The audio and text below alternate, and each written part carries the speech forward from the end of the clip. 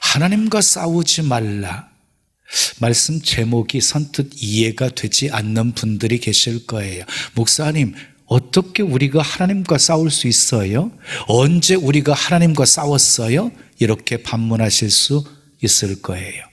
마태복음 25장 40절에 예수님께서 이렇게 말씀하셨어요. 내 형제 중에 지극히 작은 자 하나에게 한 것이 곧 내게 한 것이니라. 작은 자 하나에게 먹을 것을 주고 마실 것을 주고 입을 것을 주고 그리고 돌보아 주었으면 그것이 예수님께 한 것이랍니다. 반대로 작은 자에게 하지 않은 것은 예수님께 하지 않은 것이라는 것입니다. 출애굽기 16장 8절 말씀을 보십시오. 여호와께서 자기를 향하여 너희가 원망하는 그 말을 들으셨음이라. 우리가 누구냐? 너희의 원망은 우리를 향하여 함이 아니요 여호와를 향하여 함이로다. 이스라엘 백성들이 모세를 향해서 원망하기 시작했거든요. 그런데 그 원망은요 모세를 향한 원망이 아니라 하나님을 향한 원망이라고 말씀하고 계시는 것입니다. 사도행전 5장 17절 이하를 보면은 대제사장들과 사두개인들이 베드로와 그리고 사도들을 붙잡아가지고 공회 앞에 세우고 신문을 했습니다. 그때 가말리엘이 둘러선 사람들에게 이렇게 말합니다. 이 사람들을 상관하지 말고 내버려 두십시오.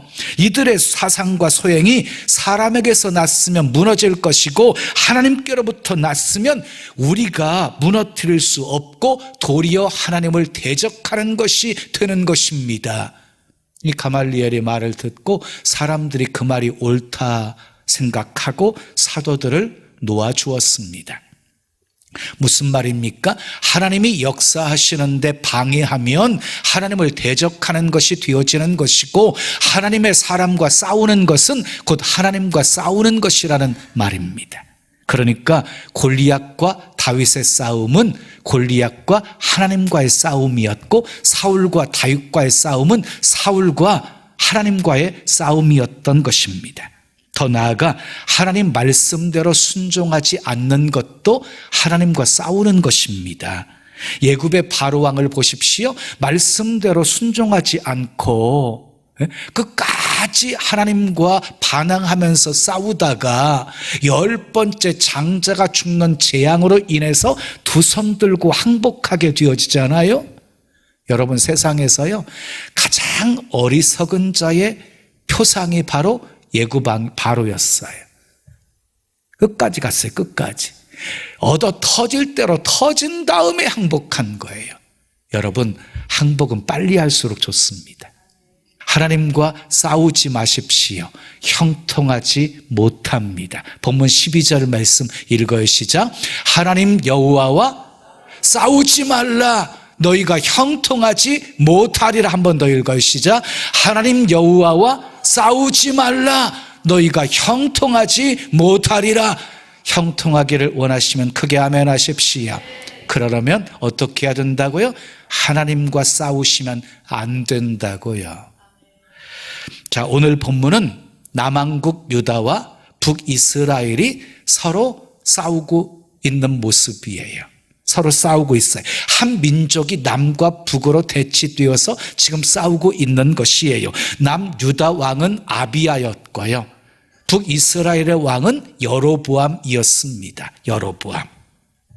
거슬러 올라가서 이스라엘 백성들이 예굽에서 출애굽할 때 모세를 통해서 출애굽시키셨지요. 그리고 여호수아를 통해서 가나안 땅을 정복하게 하셨지요. 땅을 분배해 주셨지요. 여호수아가 죽은 다음에는요 사사들이 치리하는 사사시대로 들어가지요. 사사시대의 특징은요 자기 소견에 옳은 대로 행했던 시대였어요. 그래서 죄악이 관영했던 시대, 죄악의 악순환이 반복되었던 시대가 바로 사사시대였습니다. 그 사사시대에 이스라엘 백성들이 이방인들처럼 우리도 왕을 달라고 요구해요. 하나님이 싫어하셨지만 그들의 요구를 들어주셔서 왕을 세워주십니다. 초대왕이 누구였어요? 사울왕이었지요. 두 번째 왕은 다윗왕, 세 번째는 솔로몬, 네 번째는 르호보암이었어요. 근데 르호보암 때 나라가 분열이 되어져요. 남유다와 북이스라엘로. 누가 반역을 일으켰어요? 여로보암이. 그래서 르호보암을 중심으로 남유다, 그리고 여로보암을 중심으로 북이스라엘이 형성이 되어지게 된 것이에요. 자, 그리고 르호보암이 죽게 되자 아비야가 왕이 되어져요. 아비야가 예루살렘을 3년 동안 다스리고 있을 때 이 북이스라엘 여로보암 왕과 싸움이 시작되게 되어집니다. 아비야가 이끄는 군사의 용사는 40만 명이었고요. 그리고 여로보암이 이끄는 용사는 80만 명이었습니다. 그러니까 남유다가 열세였습니다. 그럼에도 불구하고 아비야는요, 큰 소리를 치고 있습니다. 믿는 구석이 있었기 때문이에요. 12절 말씀을 보면은요, 하나님이 함께 하신다는 확신이 있었어요. 아비야에게는. 아비야가 산 위에 서서 외칩니다. 여로보암과 이스라엘 백성들아, 다 들으라. 여로보암과 북이스라엘 백성들을 향해서 지금 외치고 있습니다. 그 외치는 내용이 5절부터 소개가 되어지고 있어요. 간략하게 요약할게요. 하나님께서 소금 언약으로 이스라엘 나라를 다윗과 그의 자손들에게 주셨다는 사실을 너희도 알고 있지 않느냐. 그런데 여로보암이 일어나 주를 배반했다. 그리고 스스로 강해졌다. 르호보암이 그것을 막지 못했다. 그런데 너희가 이제 또 여호와의 나라를 대적하려고 하느냐. 이렇게 외친 거예요. 자, 다시 말해서 이 싸움은요, 남유다와 북이스라엘 싸움이 아니라 하나님과 북이스라엘의 싸움이었다는 것이에요. 아비야는 계속해서 여로보암의 죄악을 지적하고 있습니다. 본문 8절 9절 말씀 읽어요. 시작. 이제 너희가 또 다윗의 자손의 손으로 다스리는 다윗의 손으로 다스리는 나라를 무슨 나라라고 표현하고 있어요? 여호와의 나라라고 표현하고 있어요. 여호와의 나라를 대적하려 하는도다. 너희는 큰 무리요, 또 여로보암이 너희를 위하여 신으로 만든 금송아지들이 너희와 함께 있도다. 너희가 아론 자손인 여호와의 제사장들과 레위 사람들을 쫓아내고 이방 백성들의 풍속을 따라 제사장을 삼지 아니하였느냐. 누구를 막론하고 어린 숫송아지 한 마리와 그리고 순양 7마리를 끌고 와서 장립을 받고자 하는 자마다 허무한 신들의 제사장이 될 수 있도다. 여기 본문에서요, 아비야가 여로보암의 죄악을 두 가지를 지적하고 있어요. 하나는 금송아지 둘을 만든 것이었어요. 법궤 대신에 2개 금송아지를 만들어서 단과 베델에 두고요, 정한 장소를 파기하게 했어요. 절기가 되어지면 전부 예루살렘 성전으로 가게 되어지니까 그것을 막으려고 금송아지 둘을 만들어서 정한 장소를 파기하고 성전 중심의 사상을 파기한 거예요. 두 번째 죄는 무엇이었냐면 제사장을 아무나 세운 것이었어요. 제사장을 아무나. 이방 풍속을 따라 누구를 막론하고 어린 숫송아지 한 마리, 순양 7마리를 끌고 오면 제사장으로 삼았어요. 제사장은 레위지파에서 아론의 반차를 통해서 세워져야 되는 거예요. 그런데 아무나 세웠어요. 자, 여로보암의 죄악이요, 한 가지 더 있어요. 세 번째, 절기를 파기한 거예요. 유월절, 초막절, 초실절, 모순절, 이런 절기들을 파기했어요. 이 세 가지 여로보암의 잘못된 정책 때문에 하나님이 진노하셔서 북이스라엘은 결국 망하게 되어져요. 북이스라엘 열왕들은요, 좋은 왕들이 한 명도 없어요. 왜? 다 여로보암의 길을 걸었기 때문이었어요. 하나님께서 아비야를 통해서요, 전쟁을 앞두고 북이스라엘의 죄를 지적하고 있습니다. 회개를 촉구하고 있습니다. 경고의 나팔을 불고 계시는 거예요. 그런데 그들은요, 회개하지 않았습니다. 경고를 무시해 버렸습니다. 결국 어떻게 되었습니까? 본문 18절 말씀 읽어요. 시작. 그때에 이스라엘 자손이 항복하고 유다 자손이 이겼으니 그랬어요. 또 20절 말씀 읽어요. 시작. 아비야 때에 여로보암이 다시 강성하지 못하고 여호와의 치심을 입어 죽었고 그랬어요. 이스라엘 자손이 결국 항복해요. 그리고 여로보암은요 다시 강성해지지 못하고 여호와께서 치시자 죽고 말았어요. 자, 하나님은 70번씩 7번이라도 용서하시는 분이십니다. 아멘이지요. 오래오래 참고 참으시는 분이십니다. 죄인이 회개하고 돌아오면 심판을 돌이키시고 용서하시는 분이십니다. 회복시켜 주시는 분이십니다. 그런데 끝까지 반항하면서 고집부리고 돌이키지 않으면 어떻게 하십니까? 징계하시는 하나님이십니다. 한 집사님이 이런 간증을 했어요. 목사님, 11조 몇 개월 떼먹었거든요. 그런데 문제가 발생해서요 딱 11조 떼먹은 것만큼 들어갔어요. 다시는 11조 도둑질 안 하기로 작정했어요. 뭐 이런 고백이었어요. 여러분, 11조 가지고 하나님과 싸우지 마세요. 하나님 거예요. 하나님 거. 그냥 구별하는 은혜가 있기를 축복합니다. 하나님의 경고, 우리가 말씀대로 살지 못하면은요 하나님께서는 때로는 말씀으로 경고하시거든요. 말씀으로 경고하실 때 그 경고 무시하지 마세요. 죄악된 자리에서, 불순종한 자리에서 빨리 돌이키십시오. 하나님이 긍휼히 여기시고 용서해 주실 것입니다. 자기 죄를 숨기는 자는 형통하지 못하지만 죄를 자복하고 버리는 자는 불쌍히 여김을 받으리라고 하셨습니다. 또 이사야 55장 7절에 보면 악인은 그의 길을, 불의한 자는 그의 생각을 버리고 여호와께로 돌아오라. 그리하면 그가 긍휼히 여기시리라. 우리 하나님께로 돌아오라. 그가 너그럽게 용서하시리라 하고 말씀하셨습니다. 자, 그러면 상대적으로요 아비야와 유다 백성들은 어떠했습니까? 우리 아비야의 외침 속에서 찾아보겠습니다. 첫째, 따라하겠습니다. 언약을 믿었습니다. 본문 5절 말씀 읽어요. 시작. 이스라엘 하나님 여호와께서 소금 언약으로 이스라엘 나라를 영원히 다윗과 그의 자손에게 주신 것을 너희가 알 것 아니냐. 여기서 소금 언약이라고 표현하고 있는데요, 소금 언약은요 세월이 지나도 결코 변하지 않는 언약이라는 의미예요. 소금이 변하지 않는 것처럼 이스라엘 나라를 영원히 다윗과 그의 자손들에게 주셨다는 것이에요. 그래서 다윗 자손이 다스리는 유다를 여호와의 나라라고 한 것이에요. 여호와의 나라. 그런데 여로보암이 반역해서 그 나라가 쪼개어지게 한 거예요. 북이스라엘을 세운 거예요.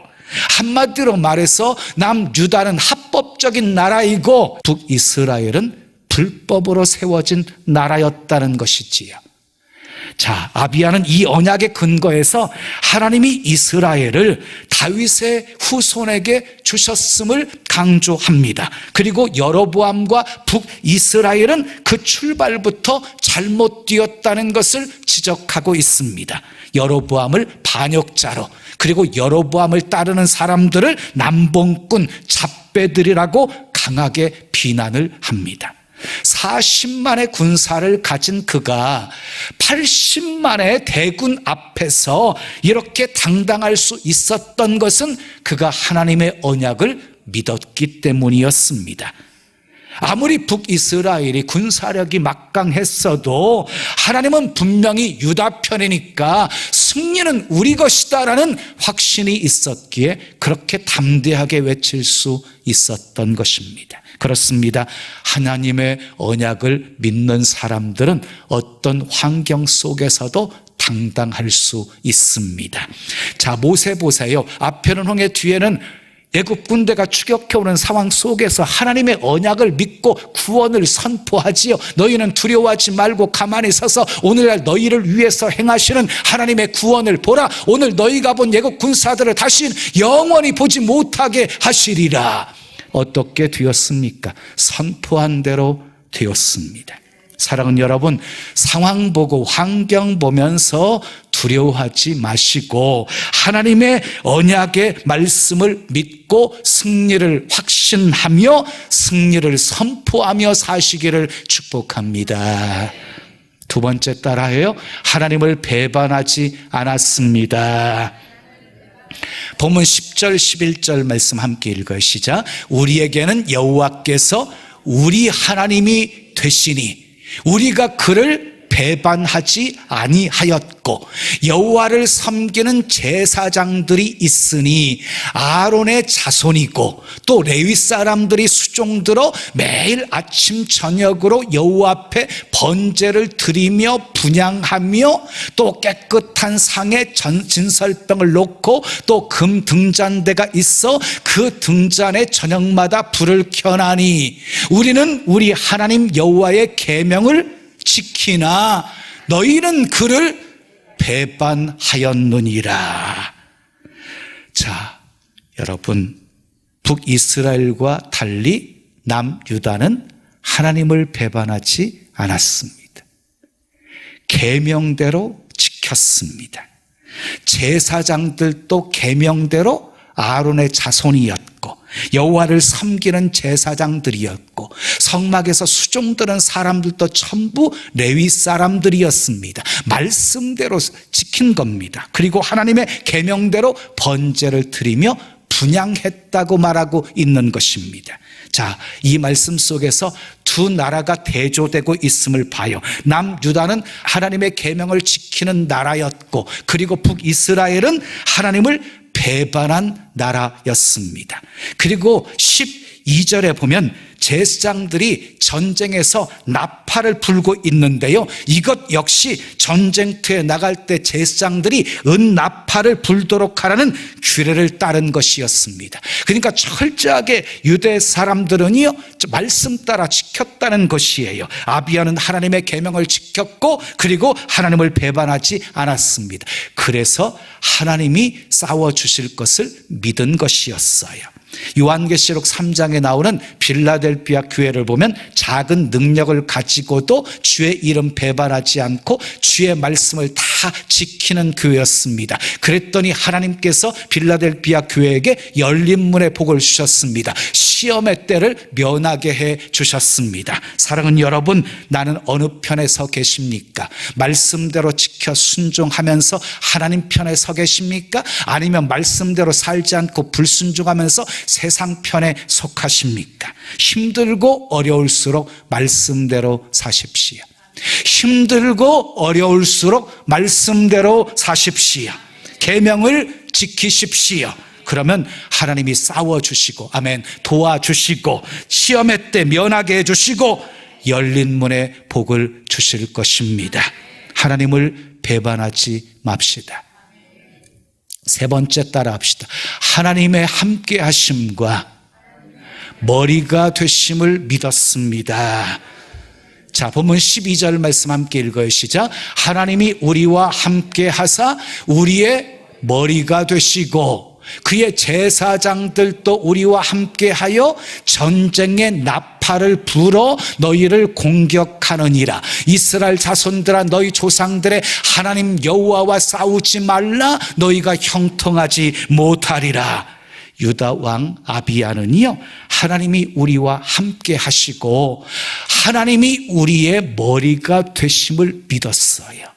그래서 아비야는 북이스라엘이 남유다와 맞서 싸우는 것을 여호와와 싸우는 자멸 행위로 보았던 거예요. 그래서 북이스라엘 사람들을 향해서 여호와 하나님과 싸우지 말라, 너희가 형통하지 못하리라 라고 외친 것입니다. 참 놀랐습니다. 아비야는 배나 많은 적군들 앞에서도 두려워하지 않고 이런 용기와 배짱 어디서 나온 것입니까? 하나님이 함께 하심을 믿었기 때문입니다. 하나님이 머리가 되심을 믿었기 때문입니다. 전쟁은 하나님께 속한 것이기에 하나님이 도와주심을 믿었기 때문입니다. 하나님은 우리와 함께 하십니다. 하나님은 우리의 머리가 되십니다. 믿으시면 크게 아멘. 마지막 네 번째 따라해요. 하나님을 의지하며 기도했습니다. 자, 남유다와 북이스라엘의 전쟁의 결말이 13절에서부터 22절 말씀에 기록되어져 있습니다. 북이스라엘은 이 병력만 우세했을 뿐만 아니라 전략도 훌륭했어요. 그래서 유다의 뒤를 둘러서 이 복병하는 작전을 펼쳤어요. 그 결과 유다는요, 전투가 시작되자마자 앞뒤로 포위된 징태양난 속에 처하게 되어져요. 누가 보아도 유다는 끝난 것이었어요. 그런데 그런 상황 속에서 유다 백성들은 어떻게 하고 있습니까? 자, 본문 14절 15절 읽어요. 시작. 유다 사람이 뒤를 돌아보고 자기 앞뒤의 적병으로 말미암아 어떻게 해요?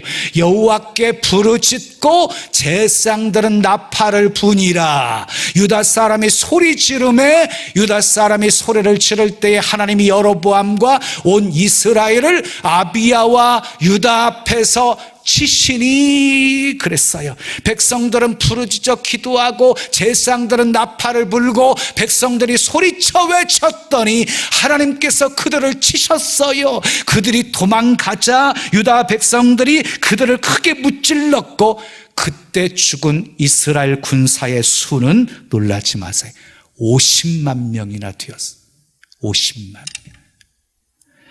여러분, 이런 기적적인 승리를 두고 본문 18절은 이렇게 말씀하고 있습니다. 읽어요. 그때의 이스라엘 자손이 항복하고 유다 자손이 이겼으니 이는 그들이 그들의 조상들의 하나님 여호와를 뭐하였더라? 의지하였음이라.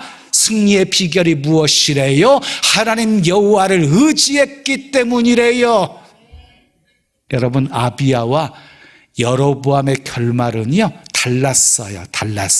본문 20절 21절 말씀 읽어요. 띄워주세요. 시작.